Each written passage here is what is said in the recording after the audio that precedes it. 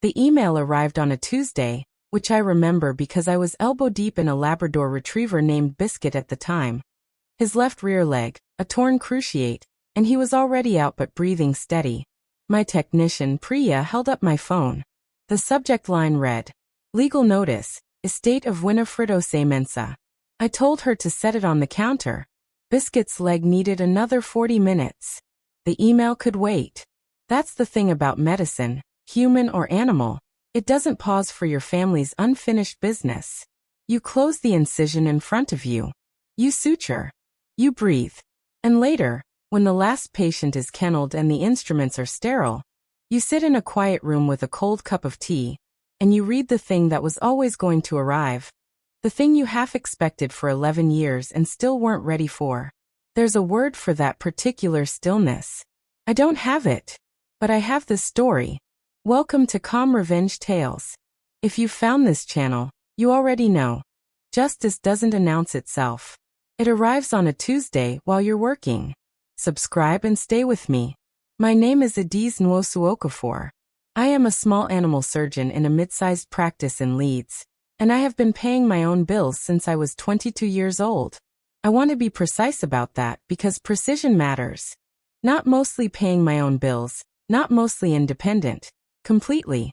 The student loan for veterinary school at Nottingham, the £94,000 I spent over 5 years, I repaid the last installment in 2019. My clinic, Foxfield Animal Surgery, I opened in 2017 with a business partner. A small business loan at 4.1% interest, and a second-hand autoclave that I named Gerald. My parents, Chibiz and Nkechi Nwosu, had opinions about all of this. The opinion about veterinary school was delivered at the kitchen table in Birmingham when I was 17. You want to be a doctor to animals? What kind of waste is that? My father said it the way you say something you've rehearsed, loudly, so the neighbors might hear. My mother nodded. They had wanted medicine. Human medicine. The kind that comes with a title people recognize at family parties. I enrolled anyway. What I didn't tell them, what I never explained, because they never asked, was that I had a reason.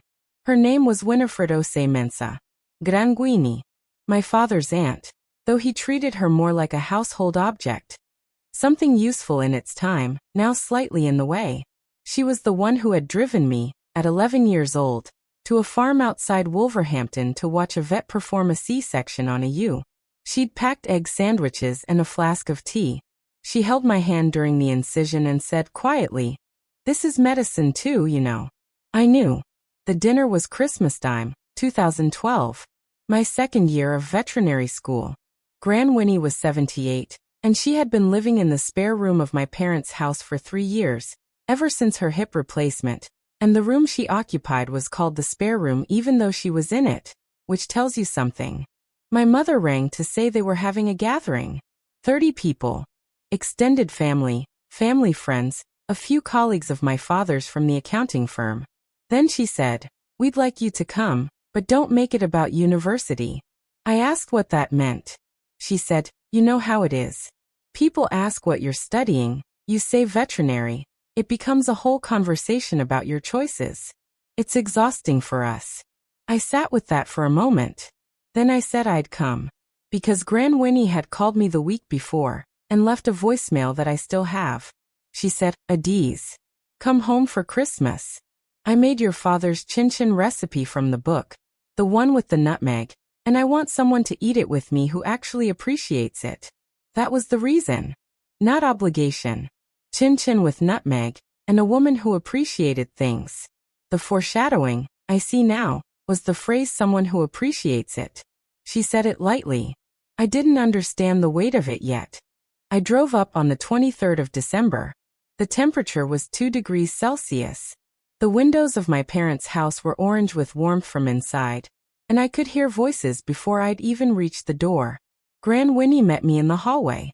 She was wearing a green kaftan I'd never seen before, and she pressed both hands against my face the way she always did. A cool, firm greeting, the pressure of someone who wanted you to know you were real to her. She said, "You look thin. Come and eat something before they arrive." We stood in the kitchen together for 20 minutes before anyone else noticed I was there. The table seated 22 when the leaves were in. It was a dark wood table, mahogany, I think, or something stained to look like it. And my mother set it every Christmas with the same ivory tablecloth that came from her own mother in Enugu. I was seated at the far end. Gran Winnie was not seated at the table at all. She had been placed at a smaller folding table to the side, along with 2 children under 8 and a cousin's teenage son who spent the meal looking at his phone. I looked at my mother. She looked back at me with an expression that meant, "Don't." I said nothing. The conversation at the table turned, as it always did, to credentials.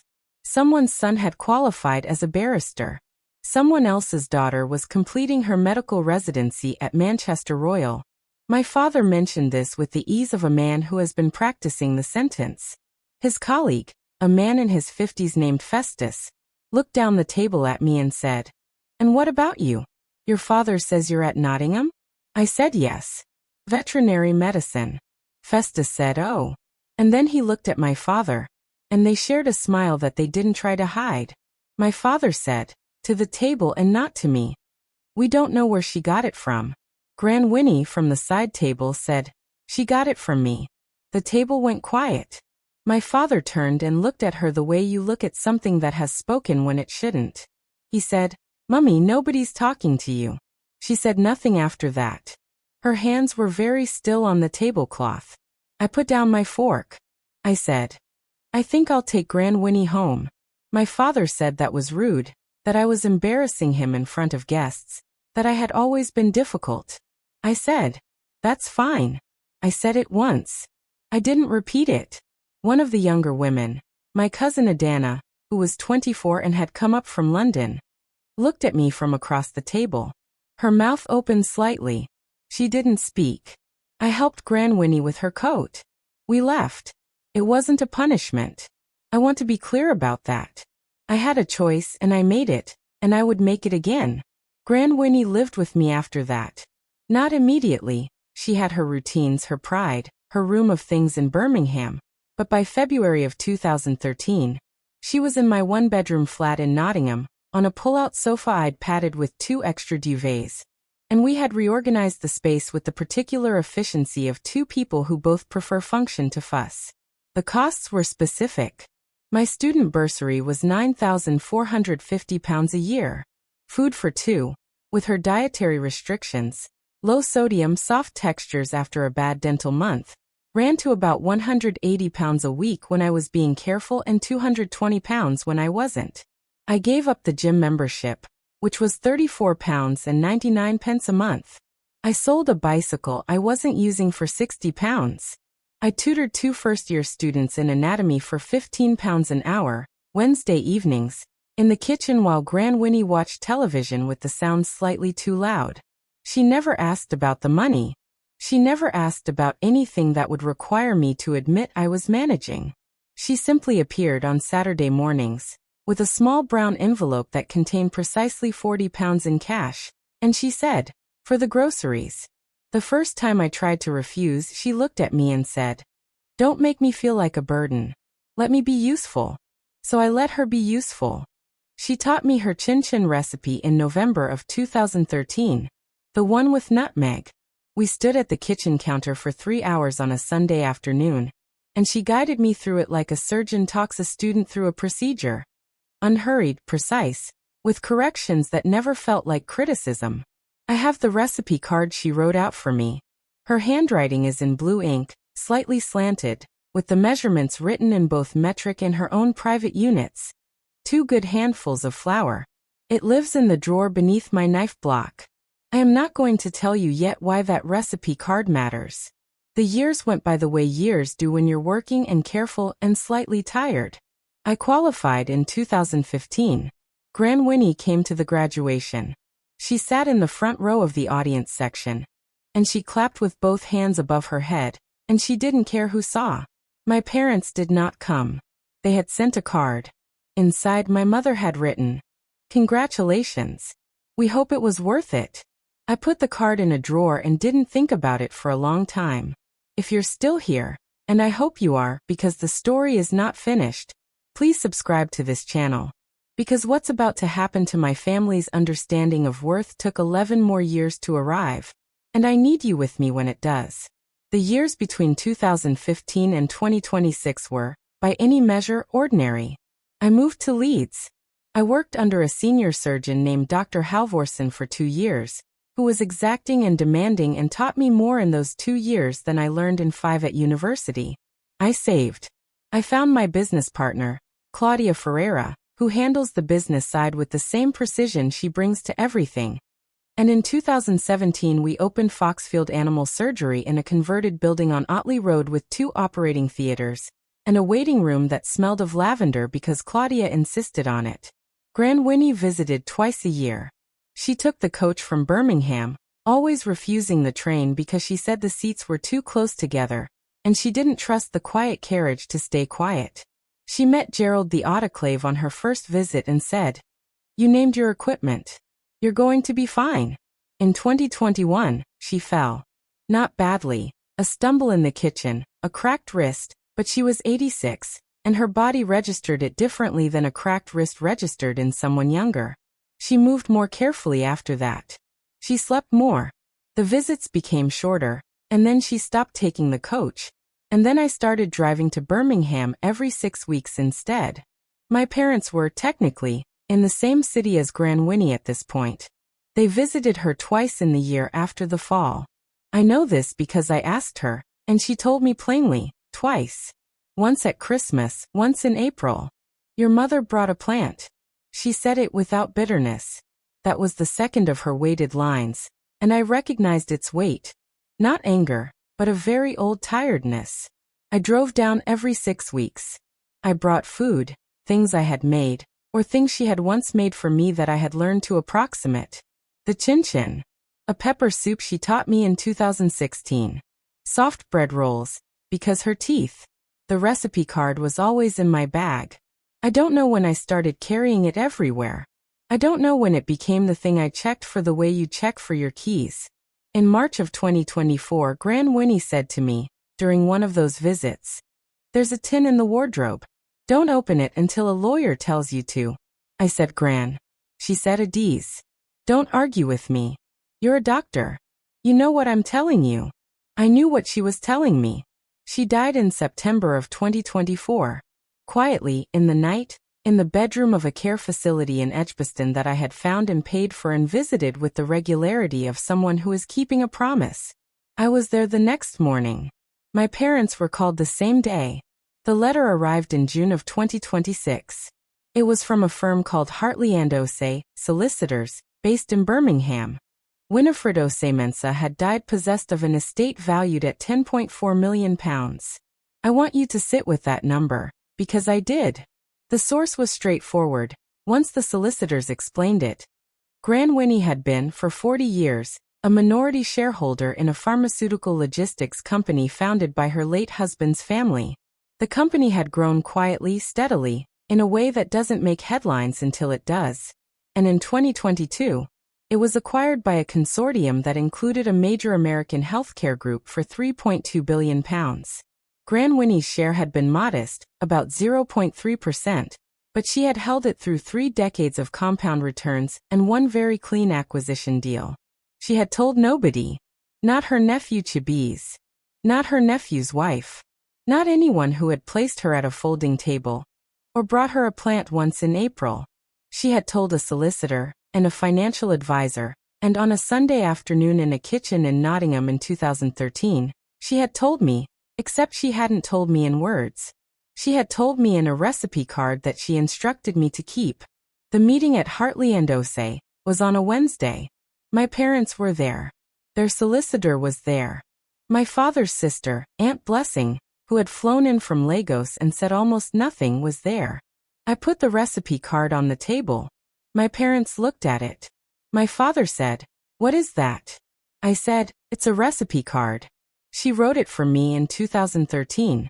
She told me to keep it." My mother said, "That doesn't mean anything." The lead solicitor, whose name was Mr. Osei, no relation, he had clarified at the start, opened a folder and said, "Actually, Mrs. Nwosu, it does."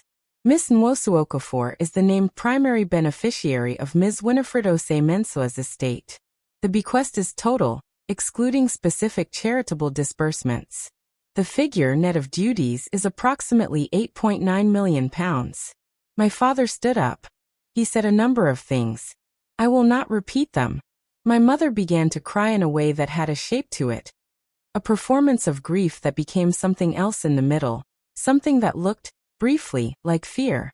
Aunt Blessing, who was 70 and had flown overnight from Lagos, looked at the table. Her hands went very still. She said nothing for a long time, and then she said softly, "She always saw you, Adiz." That was the moment. The room was quiet. I looked at the recipe card. Blue ink slightly slanted. 2 good handfuls of flour. The woman who had packed egg sandwiches and driven a child to a farm outside Wolverhampton to see something true about the world. Who had sat at a folding table and said clearly, "She got it from me," had decided, in the legal language of a will executed in 2019 and updated in 2023, that a degree they called a waste was worth remembering. I said, "She told me once that medicine was medicine. I think she meant it about more than the animals." That was Gran Winnie's line, echoed back, 11 years later, in a room full of people who finally had to hear it. The legal process took 8 months. It was documented, proportional, and clean. My father's solicitor wrote 3 letters disputing the will. Each one was answered with the same material. A will executed with full mental capacity. Witnessed by 2 independent parties. Updated 14 months before her death. There was nothing to dispute. The word waste, which my father had applied in writing, to my choice of profession in a letter to me in 2012. A letter I had not thrown away because I am, at my core, a precise person, appeared nowhere in any legal document that helped him. It appeared in mine. Before the final settlement was processed, I had Mr. Osei send 1 letter to my parents. It offered a meeting, a conversation, a path toward something that wasn't silence. They did not respond. I did not send a second letter. Aunt Blessing called me in February. We spoke for 40 minutes. She told me that Gran Winnie had spoken of me often, and that she had once said, at a family gathering, in front of people who should have listened, "Adiz is the only one who comes." That was her final line. I didn't know it when she was alive. I know it now. I kept Foxfield Animal Surgery. I bought Claudia's share of the building outright, at valuation, because she deserved to be paid for what she'd built, and because that's how it should work. I gave a portion, £400,000, to 3 veterinary scholarship funds, including one at Nottingham, because a 17-year-old somewhere is sitting at a kitchen table being told that her choices are wrong, and I want that money to exist in the world for her. The recipe card is framed now. It hangs above my knife block, where it's always been, except permanently. The ink is fading slightly at the edges. I don't mind. Every Sunday when my caseload allows, I make chin-chin. Not for any occasion.